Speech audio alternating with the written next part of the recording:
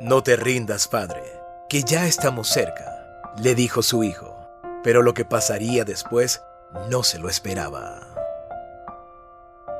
Descalzos, con mucha hambre, deshidratados y creyendo todavía lejos aquella frontera que los separaba de un futuro mejor, el padre tomó en brazos a su hijo, ese niño con el que había recorrido a pie tantos y tantos kilómetros. Lo besó y, sintiéndose desesperado por primera vez desde que salieran de casa, entró en llanto.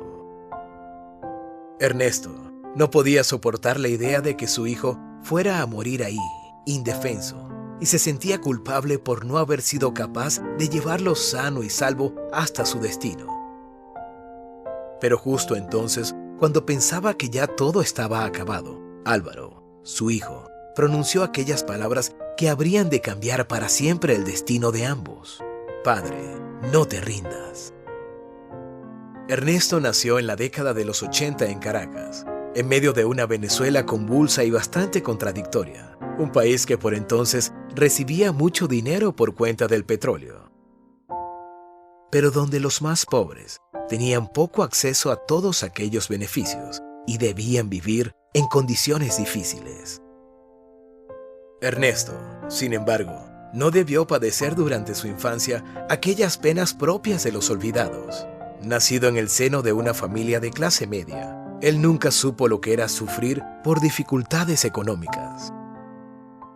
Sus padres eran profesores universitarios y siempre le costearon todo lo necesario para que su infancia fuera lo más cómoda posible.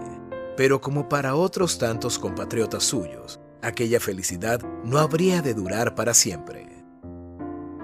Ernesto no fue precisamente un estudiante ejemplar, pero tampoco un rebelde sin causa. Era más bien un chico que se limitaba a rendir estrictamente lo necesario para aprobar cada año escolar y no ganarse problemas con sus padres.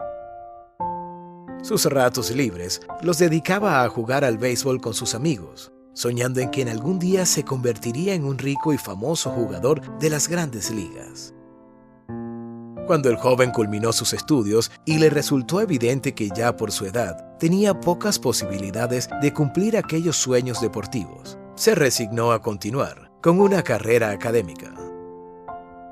Y en sintonía con aquella inercia que lo había caracterizado de dejarse llevar y cumplir estrictamente con lo que esperaban de él, Ernesto decidió estudiar, como sus padres, una licenciatura y hacerse profesor. Ya en la universidad, Ernesto continuó con lo que había sido el normal discurrir de su vida hasta entonces. Continuó jugando de manera aficionada al béisbol, al tiempo que rendía lo justo para aprobar todos los cursos y avanzar en su carrera para algún día obtener la titulación como licenciado. Fue hasta que iba en tercer año de su carrera que aquel joven tuvo la oportunidad de experimentar algo diferente que lo sacaría de aquella tranquila monotonía para hacerlo sentir cosas nuevas. Luego de terminar sus partidos de béisbol en el complejo deportivo de su universidad, Ernesto acostumbraba a descansar quedándose a observar a los otros estudiantes aficionados que practicaban algún otro deporte. Una noche, mientras se fijaba en un entretenido encuentro amistoso de fútbol, se sentó a su lado Patricia, una hermosa chica que acababa de terminar un partido de voleibol. Casi sin darse cuenta, pues hasta entonces nunca se había interesado en las cuestiones del amor, ambos entraron en una entretenida conversación que se extendió del campus universitario a un bar donde compartieron un par de cervezas. Volverían a darse cita durante los siguientes días, hasta que finalmente se oficializaría una relación que con el paso del tiempo se haría cada vez más fuerte. Inmersos en su romance, aquellos chicos se limitaban a estudiar y a amarse, de espaldas a la realidad social que las condiciones económicas y políticas estaban moldeando en su país. La década del 90 fue un periodo bastante difícil para Venezuela. Fue una década de golpes de Estado, protestas, represiones y polarización. Y fundamentalmente, fue la época que cocinó la crisis que actualmente atraviesa aquella nación sudamericana. Para Ernesto y Patricia, sin embargo, fue la década en que ambos se graduaron de la universidad, consiguieron sus primeros empleos y pudieron independizarse de sus padres, yéndose a vivir juntos en una nueva etapa de vida llena de más responsabilidad, pero con el mismo amor de siempre. Lo que aquellos jóvenes ignoraban era lo efímero que resultaría toda aquella estabilidad que estaba pronto a terminar. No obstante, antes de enfrentar la cruda realidad, Ernesto y Patricia tuvieron ocasión de una última felicidad. Cuando llevaban poco más de 2 años viviendo juntos, un bebé llegó a alegrarles la vida. El niño fue llamado Álvaro, en honor a su abuelo paterno, y al igual que Ernesto en su momento, fue levantado en medio de todas las comodidades posibles que podría desear un niño de su edad. Y fue precisamente a través de aquel niño que sus padres empezaron a abrir los ojos respecto a la realidad que estaba empezando a vivirse en su país. Álvaro padecía una extraña enfermedad que inhibía su crecimiento. No se trataba de nada grave, pero para garantizar que el chico tuviera una infancia lo más saludable posible, era necesario que se inyectara mensualmente desde los 5 años. La medicina era costosa, pero sus padres gozaban de una estabilidad económica lo suficientemente sólida como para asumir aquel costo. Pero tras un año de seguir rigurosamente aquel tratamiento, Ernesto y Patricia empezaron a encontrar dificultades para conseguir aquella inyección.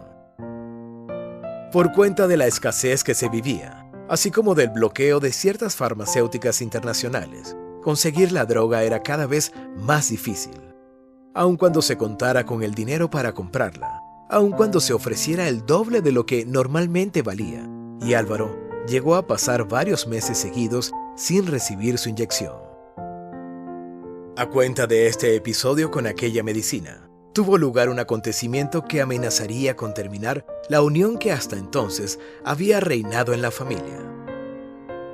Mientras para Ernesto, todo aquello se trataba de una coyuntura pasajera por la que no se debían preocupar en exceso, Patricia comenzó a hacerse consciente que la situación en su país no haría sino empeorarse y que tarde o temprano todos deberían decidir entre sufrir en su tierra o buscar nuevas oportunidades en el exterior. Adelantándose un par de años a su tiempo, a lo que sería el fenómeno migratorio venezolano, la mujer comenzó a pasar hojas de vida por todo el continente, hasta que recibió una oferta sólida por parte de la filial en Colombia de una importante ONG internacional. Ernesto, sin embargo, no recibió aquella noticia de la mejor manera.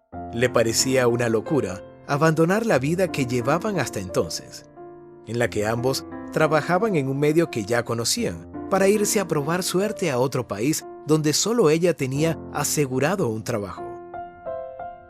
La discusión fue ardua, pero finalmente ella decidió, con todo el dolor que le suponía, separarse de su hijo, seguir adelante con sus planes y radicarse en Colombia. La relación con Ernesto se vio debilitada y la separación no se dio en los mejores términos, pero por el bien de Álvaro, los padres decidieron mantener la comunicación. Pero una vez más, la situación de su país vino a demostrarles que la vida era aún más difícil de lo que ellos suponían. La pobreza en el país disparó los índices de criminalidad. Ernesto fue víctima de un robo y perdió su celular a través del cual mantenía línea directa con Patricia. En teoría, sus redes sociales seguían abiertas para mantener el contacto, pero también la conectividad a Internet se hacía cada vez más difícil y la inflación desvalorizaba el dinero, impidiendo a Ernesto poder hacerse con otro dispositivo móvil. Hasta que finalmente tuvo lugar un punto de quiebre en la vida de Ernesto, aunque nunca se había inmiscuido en cuestiones políticas. Por cuenta de un malentendido, fue despedido de la universidad, quedando sin posibilidad de pagar sus gastos diarios. Los ahorros de toda una vida fueron consumidos y en cuestión de meses y para cuando se hizo realmente consciente de la situación, él y su hijo prácticamente no tenían que comer y habían perdido casi toda la comunicación con su esposa. Los cortes de luz eran cada vez más frecuentes, las posibilidades de conectarse a Internet eran escasas y el cruce de mensajes con Patricia se había hecho esporádico. La última vez que hablaron, ella le rogó que hicieran todo lo posible para viajar a Colombia, donde ella los recibiría con los brazos abiertos. Desesperado, Ernesto decidió tragarse su orgullo y hacer caso al consejo de su mujer. Pero sin dinero, el viaje debía hacerse como lo efectuaban tantos y tantos ciudadanos de ese país, a pie. Ernesto empacó un par de mudas de ropa, agua, la poca comida que alcanzó a comprar y se dio a la travesía.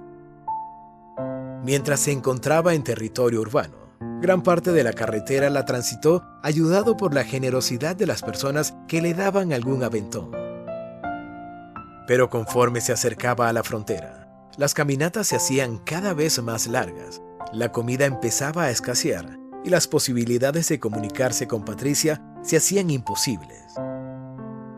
Y fue precisamente estando en esta situación cuando, tras 2 días sin haber consumido alimento alguno, Ernesto se sintió sin fuerzas para seguir. Se abrazó de su hijo llorando y le pidió perdón por aquel final. Pero también fue entonces cuando el pequeño Álvaro sorprendió a su padre, llenándolo de energías renovadas al pedirle que no se rindiera, pues la meta estaba cerca. Efectivamente, orientados por los otros migrantes que, como él, cruzaban la frontera a pie, Ernesto y Álvaro tardaron apenas 32 horas más en llegar a territorio colombiano. En medio de los difíciles controles que amenazaban con deportarlos, también pudieron encontrar la mano amiga de algunos buenos samaritanos que les brindaron hidratación y algunos alimentos.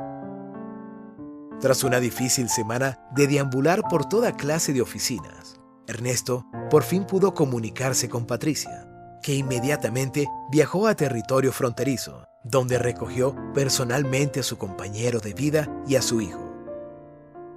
Aunque Ernesto aún no ha podido encontrar trabajo, ahora goza de la tranquilidad de vivir nuevamente al lado de su esposa y de su hijo. Si el video te gustó, no te olvides de dar like y dejar tu opinión en la caja de comentarios. Suscríbete para conocer más historias como esta y comparte con tus amigos. Hasta la próxima.